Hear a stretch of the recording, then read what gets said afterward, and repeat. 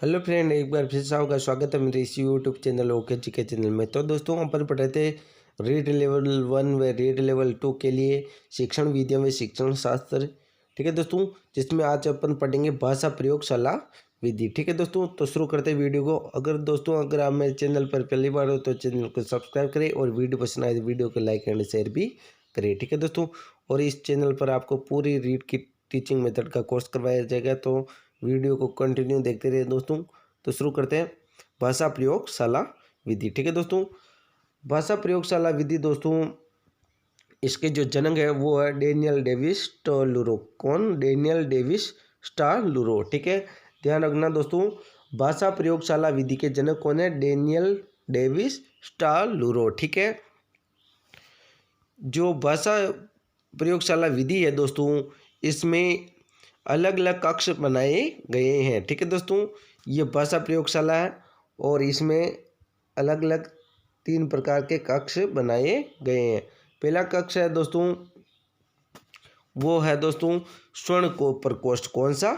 स्वर्ण प्रकोष्ठ। ठीक है दोस्तों, स्वर्ण प्रकोष्ठ में जो होते हैं दोस्तों विद्यार्थी होते हैं। कौन? स्वर्ण प्रकोष्ठ में कौन होते हैं दोस्तों? विद्यार्थी। ध्यान रखना, इससे संबंधित क्वेश्चन पूछते हैं। क्या पूछते हैं कि भाषा प्रयोगशाला में निम्नलिखित में से कौन सा प्रकोष्ठ नहीं है? ठीक है, तो पहला प्रकोष्ठ जो दोस्तों है वो है स्वर्ण प्रकोष्ठ। स्वर्ण का मतलब सुनना, यानी कि इसमें बालक जो होते हैं विद्यार्थी वो सुनते हैं और विद्यार्थियों की संख्या इसमें होती है 16 से 24। ठीक है दोस्तों, जो पहला प्रकोष्ठ होता है वो होता है स्वर्ण प्रकोष्ठ, जिसमें क्या होते हैं? विद्यार्थी होते हैं।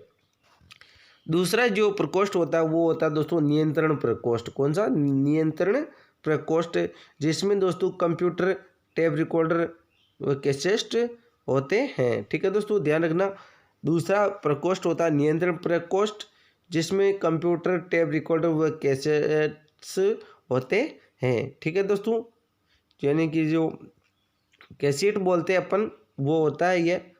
ठीक है, फिर जो तीसरा प्रकार है दोस्तों वो होता है शिक्षक। कौन? शिक्षक।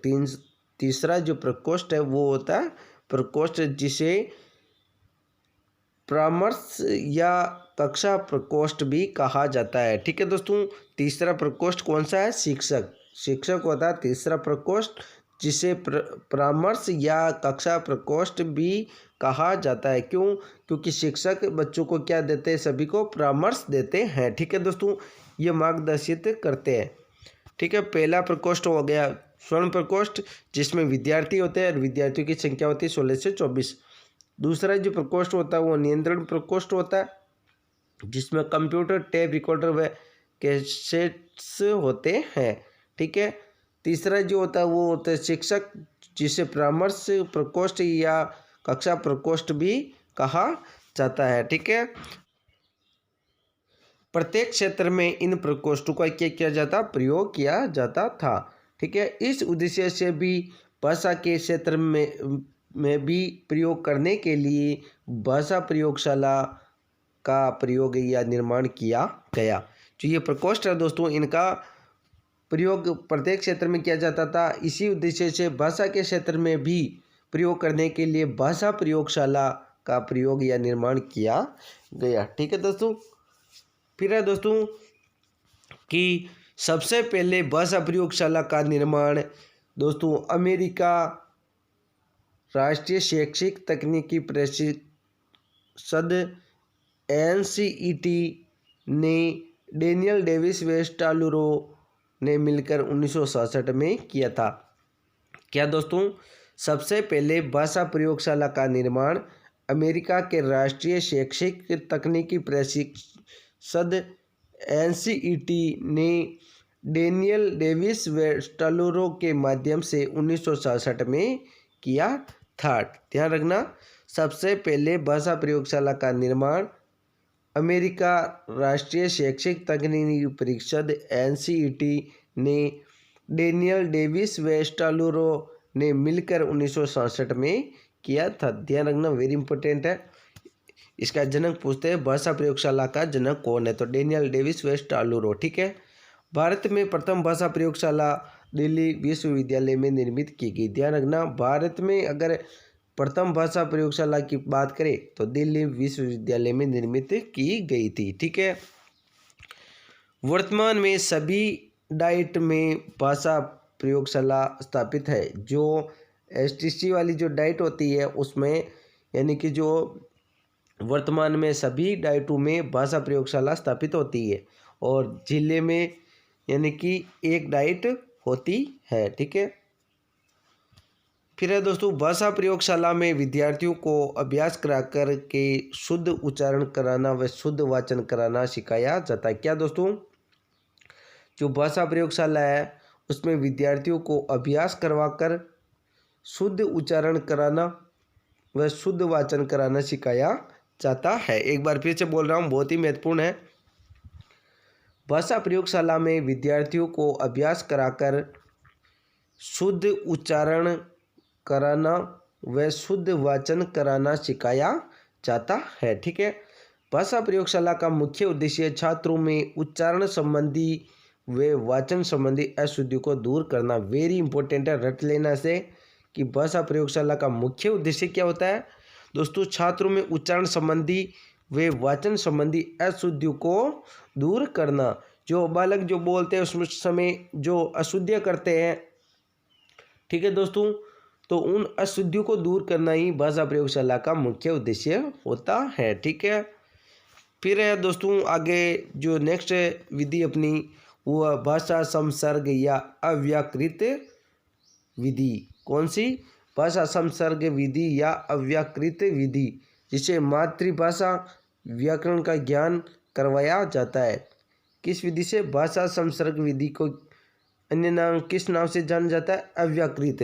यानी भाषा संसर्ग विधि का अन्य नाम क्या है? अव्याकृत विधि। इस विधि में मातृभाषा व व्याकरण का ज्ञान कराया जाता है। भाषा संसर्ग या अव्याकृत विधि के जनक की बात करें तो हर्बर्ट स्पेंसर। कौन दोस्तों? Herbert Spencer. ध्यान रखना, भाषा संसर्ग या अव्याकृत विधि के जनक कौन है दोस्तों? Herbert Spencer. कौन है? Herbert Spencer. ठीक है दोस्तों। अब अपन देखते आगे। इस विधि के विशेषज्ञों का मानना है कि बालक को नवीन भाषा के व्याकरण का ज्ञान अलग से नहीं प्रदान करना चाहिए। वेरी इंपॉर्टेंट है, पूछा हुआ क्वेश्चन है कि किस विधि में अलग से नवीन भाषा के व्याकरण का ज्ञान नहीं दिया जाता है? तो भाषा संसर्ग विधि या अव्याकृत विधि। इस विधि में अलग से यानी कि अंग्रेजी भाषा यानी नवीन भाषा के व्याकरण का ज्ञान नहीं दिया जाता है। इससे क्या होता है? समय बर्बाद होता है। कौन कहता है? ये भाषा संसर्ग विधि या अव्याकृत विधि। ठीक है दोस्तों। जिस प्रकार बालक मातृभाषा के व्याकरण को सुनकर अथवा पढ़कर सीख जाता है, उसी प्रकार नवीनतम भाषा प्रकार के व्याकरण को भी सुनकर व पढ़कर सीख जाएगा। या नवीनतम भाषा मतलब अंग्रेजी भाषा के व्याकरण को भी बालक सुनकर व पढ़कर सीख जाएगा। कौन कहता है? ये कहता है अव्याकृत या दोस्तों जो भाषा संसर्ग विधि है दोस्तों, वो कहती है कि बालक जिस प्रकार मातृभाषा के व्याकरण को सुनकर व पढ़कर सीख जाता है, उसी प्रकार नवीन भाषा के व्याकरण को भी सुनकर व पढ़कर सीख जाएगा। ठीक है दोस्तों। अलग से नवीन भाषा के व्याकरण की जानकारी नहीं दी जानी चाहिए, यानी अलग से नवीन भाषा का व्याकरण नहीं पढ़ाना चाहिए। ठीक है। फिर है दोस्तों, बालक को किसी ऐसे कुशलता के पास भेजना चाहिए जो नवीन भाषा को व्याकरण की पुष्टि से शुद्ध बोलते हो, अथवा कोई ऐसी पाठ्यपुस्तक पढ़ने की सलाह देनी चाहिए जो नवीन भाषा के व्याकरण की दृष्टि से शुद्ध लिखी गई हो। ठीक है दोस्तों। यानी कि नवीन जो भाषा है उसको सीखने के लिए बालक को किसी ऐसे कुशलता के पास भेजना चाहिए जो नवीन भाषा को व्याकरण को दृष्टि से शुद्ध बोलते हों, अथवा कोई ऐसी पाठ्यपुस्तक पढ़ने की सलाह देनी चाहिए जो नवीन भाषा के व्याकरण की दृष्टि से शुद्ध लिखी गई हो। ये कौन करता है? यह बात अव्याकृत विधि। यानी कि भारत में सर्वाधिक उपयोग में आने वाली विधि व्याख्यान या प्रवचन विधि है। ये ध्यान रखना, आगे आएगी अभी व्याख्यान विधि। ठीक है दोस्तों। भारत में सर्वाधिक किस विधि का प्रयोग किया जाता है? व्याख्यान प्रवचन विधि का। ठीक है। इस प्रकार बालक वक्ता की बातों को सुनकर अथवा पाठ्यपुस्तक को पढ़कर मातृभाषा को संसर्ग स्थापित यानी संबंध स्थापित करते हुए नवीन भाषा के व्याकरण को सीख जाएगा। ठीक है दोस्तों, अव्याकृत विधि क्या कहती है दोस्तों कि बालक वक्ता की बातों को सुनकर अथवा पाठ्यपुस्तक को पढ़कर मातृभाषा से संबंध स्थापित करते हुए यानी संसर्ग स्थापित करते हुए नवीन भाषा के व्याकरण को भी सीख जाएगा। जैसे मनमोहन स्कूल जाता है, तो दोस्तों फिर जो ये मनमोहन है इसको अंग्रेजी में लिखेगा, इसका ट्रांसलेट करेगा मनमोहन गो टू स्कूल। ठीक है दोस्तों, ये मातृभाषा का जो वाक्य है इसे दोस्तों फिर वो क्या करेगा, नवीन भाषा में बदलेगा। ठीक है, तो ऐसे करके वो मातृभाषा के साथ नवीन भाषा भी सीख जाएगा। ठीक है दोस्तों, फिर दोस्तों प्राथमिक स्तर पर व्याकरण शिक्षण कराने हेतु भाषा संसर्ग विधि का उपयोग किया जाता है। वेरी इंपॉर्टेंट है दोस्तों, प्राथमिक स्तर पर व्याकरण शिक्षण का ज्ञान कराने के लिए किस विधि का प्रयोग किया जाता है, भाषा संसर्ग विधि का। यह विधि विश्लेषण प्रणाली पर आधारित है। किस विधि पर, विश्लेषण प्रणाली पर आधारित है, यानी कि वाक्यों को अलग अलग दूर दूर लिख दिया जाता है। ठीक है दोस्तों, इसका मुख्य उद्देश्य व्याकरण ज्ञान के बिना ही भाषा को शुद्ध प्रयोग सिखाना। कौन सी विधि का, भाषा संसर्ग जो विधि है इसका मुख्य उद्देश्य क्या है, व्याकरण ज्ञान के बिना ही भाषा का शुद्ध प्रयोग करना सिखाना भाषा संसर्ग विधि का मुख्य उद्देश्य होता है। ठीक है दोस्तों, तो दोस्तों अच्छा करता हूँ वीडियो पसंद आई होगी। वीडियो पसंद आई तो वीडियो को लाइक करें और चैनल पर पहली बार है तो चैनल को सब्सक्राइब करें ताकि आने वाली हर वीडियो का नोटिफिकेशन आपको प्राप्त हो सके। तब तक के लिए जय हिंद, जय भारत।